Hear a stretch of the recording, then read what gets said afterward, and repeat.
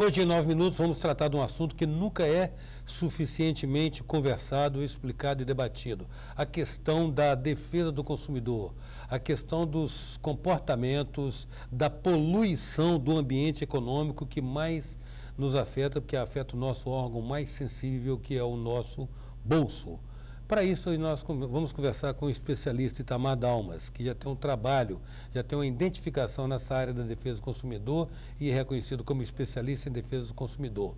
É com Itamar Dalmas que a gente conversa agora. Itamar, o maior inimigo do consumidor tem sido o consumidor pela passividade, né? Ou não? O que eu tenho observado um pouco que o consumidor ajuda a situação ficar da maneira que está, né? O comportamento do consumidor ajuda isso daí. Mas isso não tem a ver também com o fato dele achar que não vale a pena espernear, não vale a pena gritar, não vale a pena perder tempo, se aborrecer, correr atrás. A justiça, nesse caso, ela oferece algum tipo de respaldo concreto ao consumidor? O que nós estamos observando nos últimos anos é o seguinte, é uma melhora no comportamento do consumidor, isso é verdade, né? O consumidor tem reagido, ele tem se indignado com algumas situações, algumas circunstâncias, né? Isso daí é importante. O consumidor vem procurando mais o auxílio de órgãos de defesa do consumidor, seja através do PROCON, ou então mesmo um IDEC, o Instituto de Defesa do Consumidor, ou o próprio Poder Judiciário.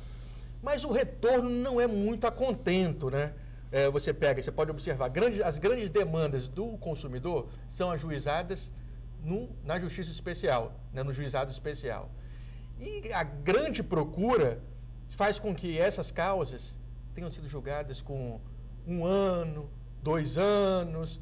Isso deixa o consumidor muito aflito para resolver aquela situação que é urgente, seja de um cartão de crédito, seja de um contrato de telefonia móvel, seja de uma TV a cabo, seja de um plano de saúde, né? O consumidor se sente meio que desamparado diante daquela situação. Ele liga para o 0800.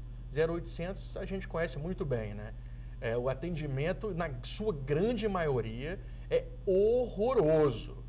É muito comum cair a ligação. Você está no meio do atendimento, 30 minutos aguardando e simplesmente cai. E olha que existe uma regulamentação específica em relação a isso, né? O consumidor, às vezes, ele fica na seguinte situação. O que eu faço? Se eu procuro o PROCON, tem uma demora grande para resolver a demanda. Em grande parte das vezes, né?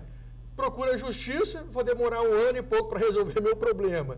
E aquela situação é urgente, às vezes ele quer simplesmente romper o contrato com aquela empresa que presta um péssimo serviço de TV a cabo, um péssimo serviço de telefonia móvel, ou ele contratou algo, né? Na hora de contratar eles vendem mundos e fundos, né, que a gente observa muito bem, né? Você tem direito a isso, direito àquilo, mas na hora do vamos ver, nem sempre isso configura a verdade, né? Verdade. O consumidor se sente muito desamparado em relação a isso. Mas a questão que é sórdido, rapaz, é muito baixo esse estratagema deles de dificultar no serviço, no 0800, no SAC, né? Que seria o serviço de atendimento ao consumidor. Isso. Eu já desisti de cancelar serviço.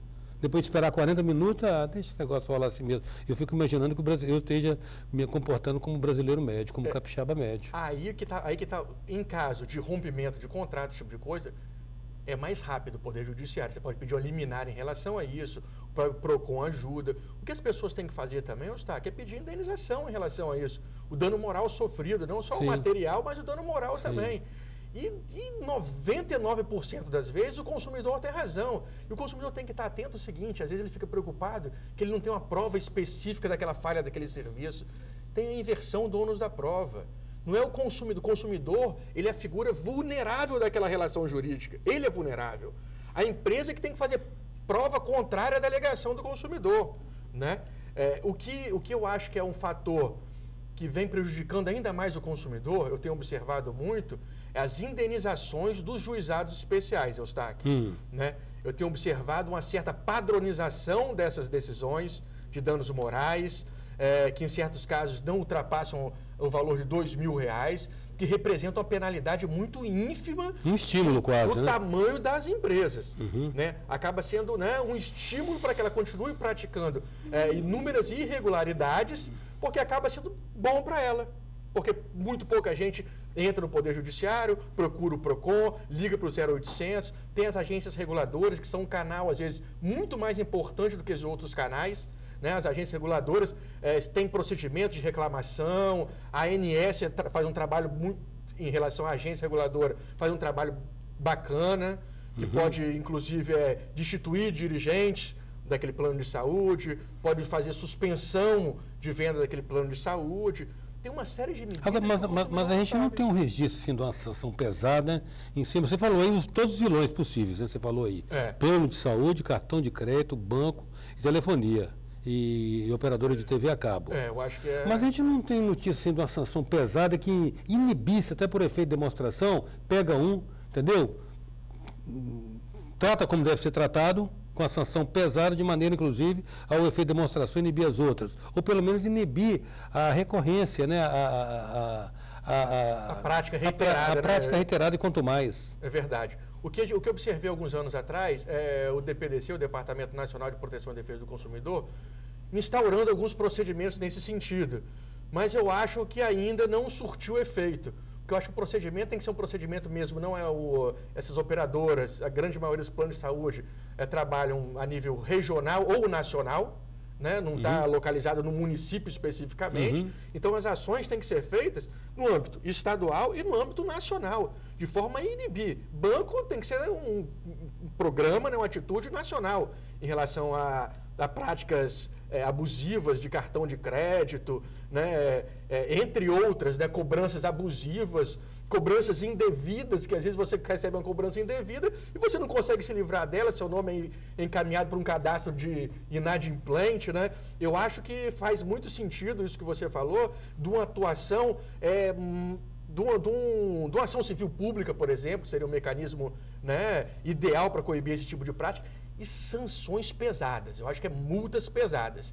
Tem que atingir o bolso, tem que proibir de comercializar determinados produtos. Se você não tem condição de prestar um serviço com qualidade, você não pode vender aquele produto. Porque na hora de vender é mil maravilhas, mas na hora do serviço é péssimo. Em 9 minutos nós estamos conversando com o especialista em defesa do consumidor, Itamar Dalmas. Voltamos já.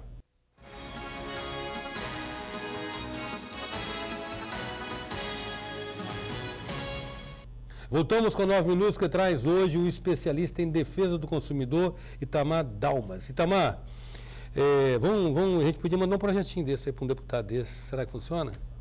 Sobre isso, essas coisas que você está falando aí, pegar pesado com esses vilões que nos roubam, que escancaradamente, sem medo de qualquer punição. Isso daí também é muito importante, né? O consumidor está de olho no desempenho do seu parlamentar, seja lá em Brasília. Por exemplo, o ano passado foi aprovado um cadastro positivo, que a princípio eu sou contra, né? De antemão eu sou contra em relação a isso, mas que a princípio iria baixar os juros do consumidor, o cadastro positivo, né? Aquele bom pagador, o nome dele.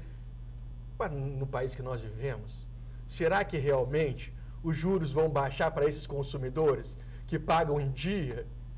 Ou isso daí é para causar outro tipo de problema? Talvez eles reduzam simbolicamente, sem nenhum desconto expressivo, só para cumprimento da lei, né? Ou seja, traindo o espírito da lei. Exatamente. O consumidor tem que estar muito atento em relação a isso tudo. Né? Mas vem cá, vamos lá. Eu pego um financiamento no banco. Aí descubro depois que esse banco está cobrando juros extorsivos. Vamos definir depois o que é juros extorsivos. Qual é o meu papel? O que eu faço? A princípio é o seguinte, o que o banco faz? Ele vai tentar receber isso de todas as formas. Isso. Ele vai coagir, entre aspas, né, Eustáquio? Né? Vai fazer de tudo para receber aquele dinheiro. Se não for nas condições que o consumidor acha que pode pagar, né? Inclusive isso com superendividamento, várias empresas têm feito isso. O que ele faz? Reduz juros, reduz o capital, reduz o que pegou, de fato, do empréstimo, né? E o consumidor, grande parte das vezes, aquele que não negocia, isso eu não pago. Passa 1 ano, 2 anos, geralmente ele paga aquele valor, 10%, 10 a 20% do valor de face do que ele devia. Né? Ele não pode cair, Eustáquio, no conto do vigário. Achar, vou fazer o seguinte, hein? Você pegou R$1.000 emprestado no banco, eu vou dividir isso em 100 prestações, você vai me pagar, né, a perder de vista. Isso é ilusão. Porque o que o banco vai fazer sempre no primeiro momento é dividir aquilo em inúmeras vezes e vai embutir os juros. Né? Você tem que tentar vender um patrimônio, um carro, e pagar à vista aquilo. Mas você vai pagar à vista, vai fazer a proposta sua, aquilo que você tem condições de fato. Não quero dizer que ele não deve pagar, mas não vai pagar esses juros extorsivos que é praticado, né? Teve um célebre dramaturgo alemão, Bertolt Brecht, ele disse que não há diferença entre fundar um banco e assaltar um banco. Acho que é por aí, hein? Mas vamos lá, agora, plano de saúde. O que a gente não deve aceitar? Primeira coisa, não aceitar negativa. Porque a primeira coisa que o plano de saúde faz é o seguinte, você vai pedir um procedimento, alguma coisa, ele nega. Aconteceu isso em relação ao PET scan, por exemplo. Né? É um exame importante para quem tem câncer, que é uma doença gravíssima, né? E negava. O que o consumidor tem que fazer? Negou, Poder Judiciário. Consegue eliminar na hora para fazer o procedimento. Né? Outra coisa que tem que fazer, reclamar junto à Agência Nacional de Saúde. É muito importante guardar o protocolo de atendimento, fazer reclamação. Ele tem 7 dias para ser atendido. Ele é atendido em 7 dias? Será que o consumidor que liga para o médico, ele quer fazer particular, será que ele não vai ser atendido no tempo anterior? Não, Eustáquio. Ou vai ser atendido no mesmo tempo do usuário do plano de saúde? Às vezes o usuário do plano de saúde demora o quê? 2 meses para ser atendido. Porque o consumidor faz o seguinte, consumidor, liga e pede a consulta particular. Quando chega lá, você apresenta o seu plano de saúde e faz a denúncia, a reclamação. Esse médico pode ser descredenciado. Né? Você não sabe de onde que parte o problema aí, se é do médico ou do plano de saúde. Né? Esses procedimentos são obedecidos? Você tem 3 dias para fazer qualquer tipo de exame clínico, né? Os mais básicos. É obedecido? Procedimento um pouco mais... É um procedimento especial, é o dobro de tempo, 14 dias. O consumidor, geralmente, tem aumentado muito o número de reclamação de plano de saúde. E eu acho que é muito mais grave ainda, Eustáquio, porque é o estado de necessidade do consumidor. Está envolvendo saúde, né? Mais fragilizado. Mais vulnerável. E agora, sabe o que eles estão pedindo, às vezes, hospital? Não em relação até nem plano de saúde, não. Estão pedindo depósito em conta para poder fazer o atendimento. Não é mais um cheque calção, não. É uma prática completamente abusiva. Uma prática. Isso sem se falar em relação à questão dos reajustes. O consumidor não está atento em relação ao que pode ser reajustado, o que não pode ser reajustado, o que é aumento para pessoas acima de 60 anos. Pode sofrer reajuste? Não pode sofrer reajuste. O reajuste é não em função da faixa etária, né? Não em função da idade, que é discriminatório. Tem uma série de coisas que o consumidor tem que estar atento. E o site da ANS é muito bom em relação a isso. Pode fazer comparação, comparar a portabilidade. O consumidor não está satisfeito com o seu plano de saúde, ele pode mudar. Já aconteceu casos, Eustáquio, de eu parar dentro de um hospital aqui em Vitória, de plano de saúde, que inclusive hoje não existe mais, com gente, com pessoas no corredor, com pessoa com perna fraturada, sem atendimento. A saúde,